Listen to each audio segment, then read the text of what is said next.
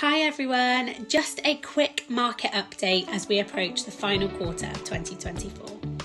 It's not unusual to have seen a slight slowdown in the housing market during the summer months, but this often leads to an increase in activity during the autumn as people pick back up on their search plans after the summer holidays. For the last 5 years, there were 12% more transactions in September than when compared with August. The good news, increasing buyers' confidence, is that the supply of homes for sale is currently at a 7-year high. However, buyers are still remaining quite price sensitive due to the elevated mortgage rates. So as a seller, ensuring your price is right from the start is crucial to ensuring a timely sale.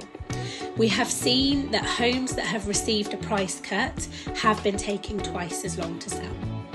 So if you'd like any more information on the current market conditions or on your own home, please don't hesitate to get in touch.